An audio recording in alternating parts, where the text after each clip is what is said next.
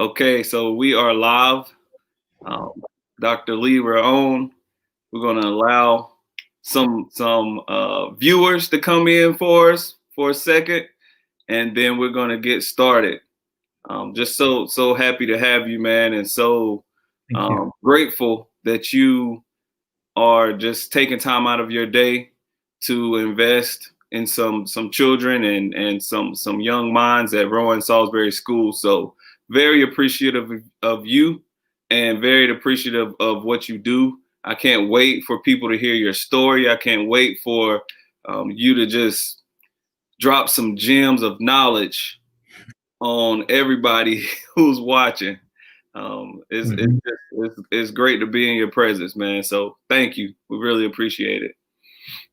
Thank you. Thank you for having me.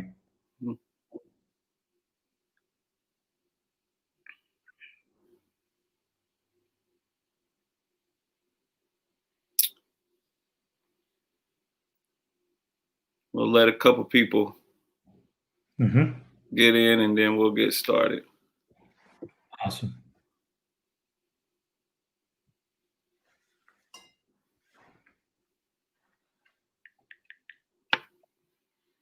We got this streaming on our RSS Rowan Salisbury School CTE Hmm. Facebook page. I got it on my personal Facebook page, and we also have it streaming live on our YouTube channel. So Awesome.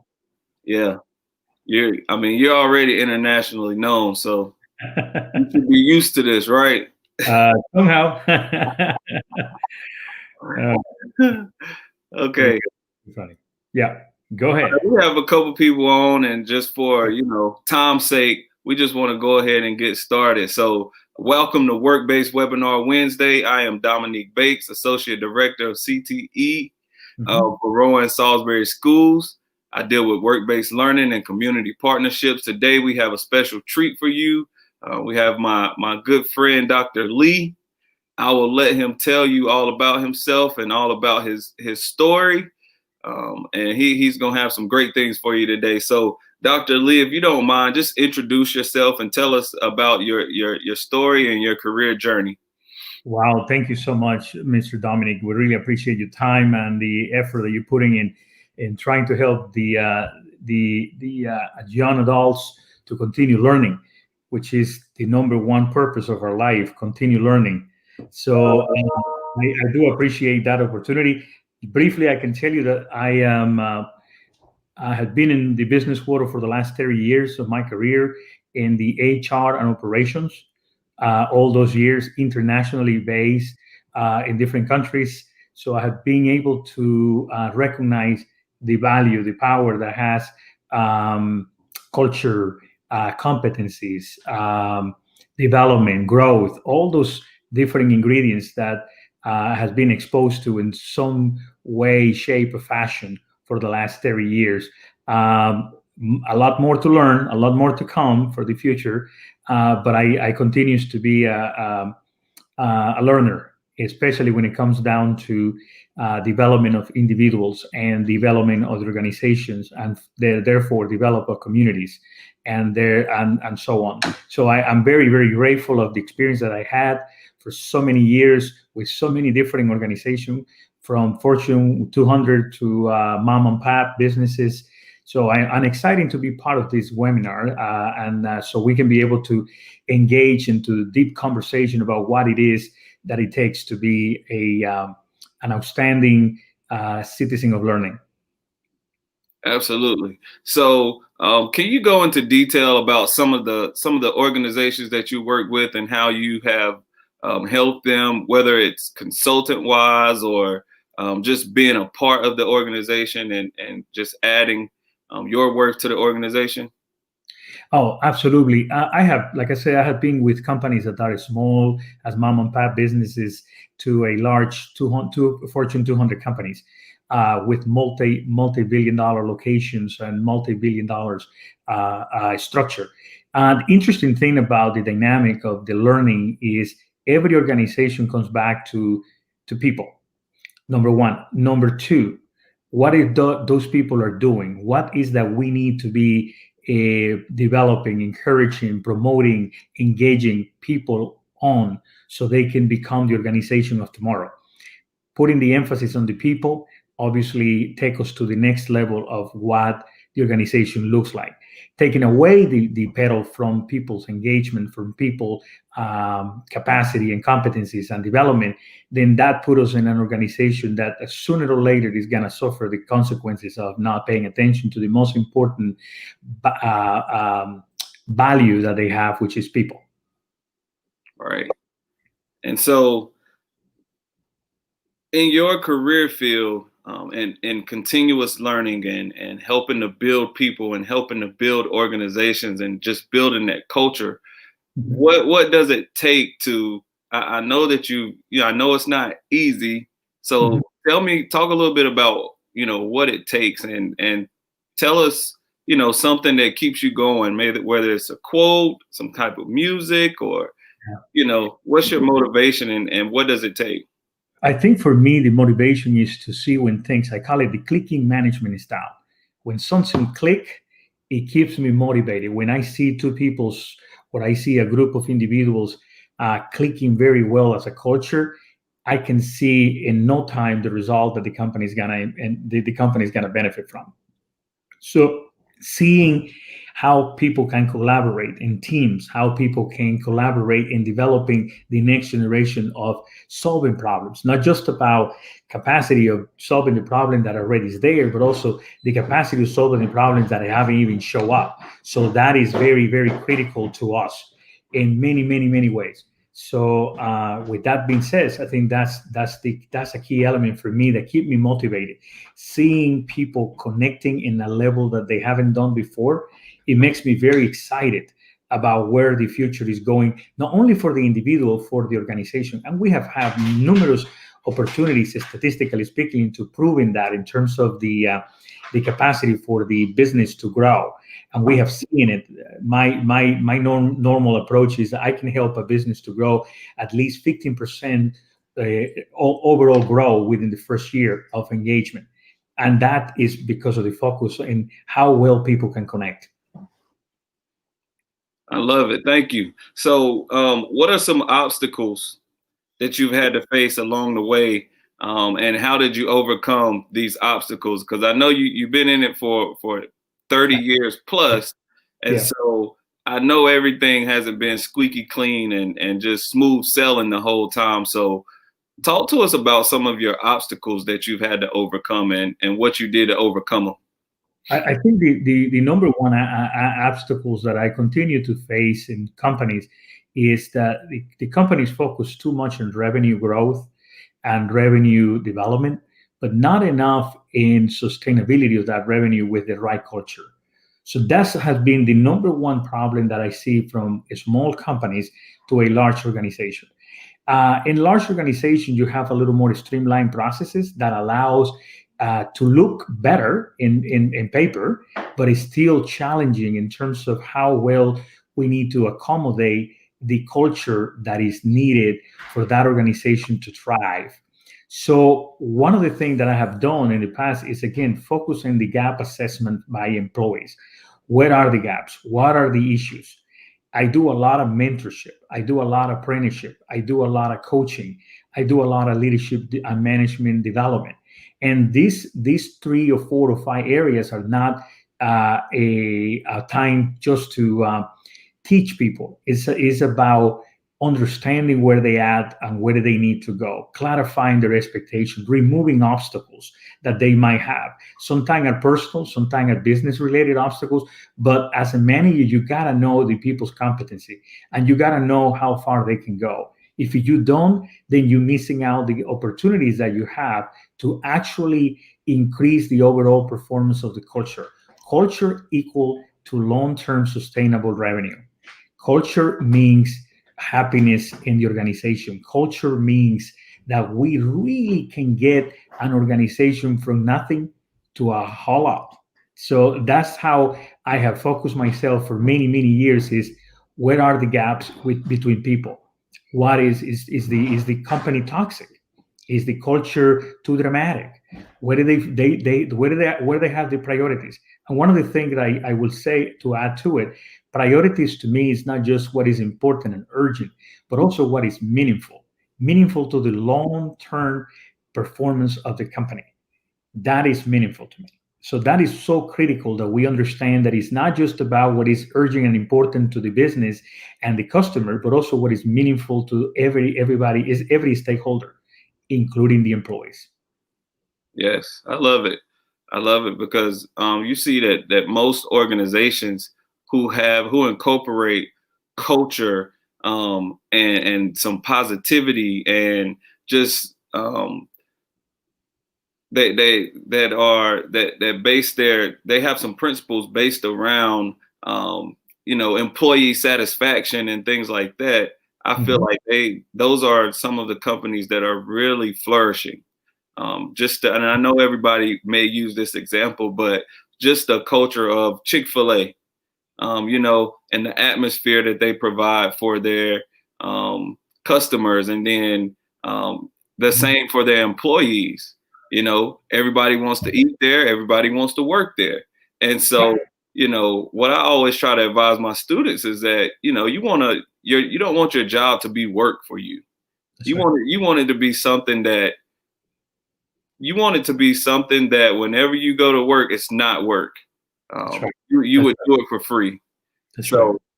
So that is the culture is very, very, very, very, very important. Yes. Very important. And you're right. That's a key component that we leave out a lot of the times because we're focused on making a profit. But Mhm. you're only going to be as profitable as your culture. Correct. So I totally agree with you on that. So you spoke a little bit about some competencies. Can Mhm. you talk to us about some of the work that you're doing around competency based learning? Yes. Thank you for that, Mr. Dominic. The one thing about competencies that we continues to evaluate is what competencies, whether it's soft competencies or hard competencies, are required today, and not only today. Let me put it in perspective.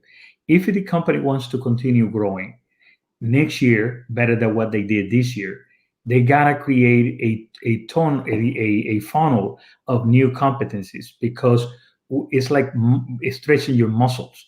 Every single year to grow the business, the employees needs to be more competent. The employee needs to develop more a level of knowledge that is translated into an application, and that's what the competency is about. So my focus has been for the last few years trying to figure out what is next. What is the next level competency that is required to the organization, to the employee? Because the one thing we gotta remember is not only to the individual competencies, but the competencies that is the organizational competencies. Sometimes we mix and match them together, and we think that by developing the individual, the organization is being developed, and sometimes it's not the same case. The organizational competencies goes back to the priorities of the business over a long-term strategy. And if we have a long-term strategy and we also have the development of that individual follow the same alignment, then we have competencies that are gonna be sustainable. And then everybody in any organization needs to understand what competencies from the organizations look like and what their individual competencies needs to be. Example I'm going to give you last is if I am working in an organization where the competencies that they needed is be more proactive to sustain, to be able to sustain the growth, and also being able to predict problems from them to show up and disrupt the way that we do business. So I need to focus myself in becoming that kind of proactive leader, that proactive competent individual that allows me to be in line and be structured according to the company's needs. Some organizations are very focused on yesterday solving problem analysis versus in being proactive to what next talent or next competent or a competency looks like. And there is a big difference in the way that the sustainability take place between those two level of organizations.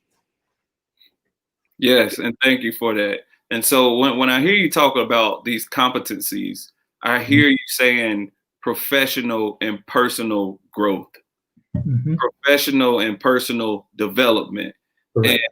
that just motivates me in itself. And so I want to put it out there, especially to the students watching, that it doesn't matter what you're doing in life. Yeah. You need to continuously learn. You need to continuously Yes. develop yourself as a professional and in your personal life. And because these things, these competencies, you can take anywhere with you. That's right. And the sky's the limit as long as you keep learning. You know yourself and you evolve. Just imagine if Blockbuster and doorstep video had evolved into what's next. You know, Mm. there's a saying, video killed the radio star, That's and right. so that's because, you know, radio's been around and it's still around, but when it came out, everybody wanted to watch videos now. Everybody wanted to see movies now. Everybody wanted to watch their sports on a TV screen. And so just think if those companies would have evolved. So you got to have some forward thinking That's right. principles to go along with that.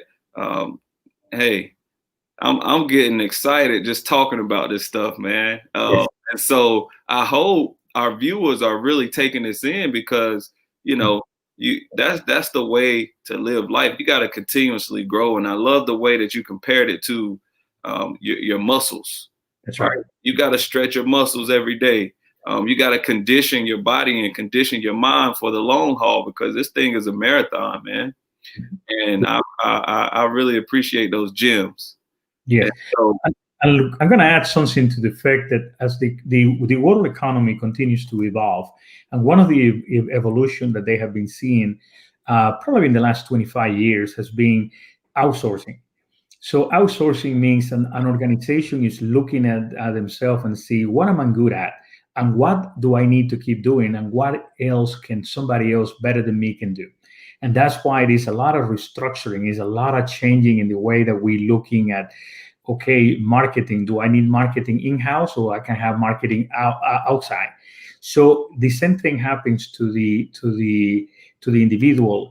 Once we develop our competencies, we need to be looking very carefully about what is the competencies that are going to be putting me in something that I love to do, something that is I'm passionate about it, that I continues to evolve into becoming better and better at. So I become a real value added solution to the organization in which I'm working for. So it's very good that you don't have to know everything, but you gotta be very good, sort of a subject matter expert in some fields, some competency that you are among the 10 or 20% best competent individual in that field. So it's all about laser focus in your competencies too. So the organization can recognize if your competency is that you accelerate the growth of businesses, and that has been your competency. So organization is going to value that, because they know by bringing you in, the organization is going to grow very, very fast, and it's going to be in the way that they want it. So it's I hope that makes some sense. oh yes, that makes complete sense, and I'm following you on that. And so that leads me into my last and my final question. Mhm. Talk to the students that are watching. These are middle and high school age students. I Yes. just want to know, you know, what kind of advice do you have for them, and what can they be working on right now to better themselves? Thank you. That's probably the most important question of everything else that we will talk about. The one thing I think what the students should be looking at is, I want to have a career path.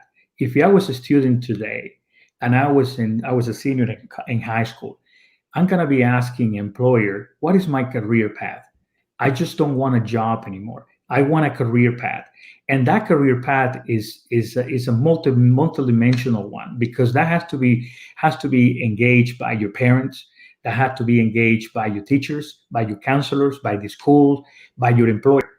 So because they know something about you that you're good at it, that you might even don't know about yourself, or that you might need a little more clarification, especially during the time frame that you are in life. As a teenager, you might change decisions daily. You might change decision weekly.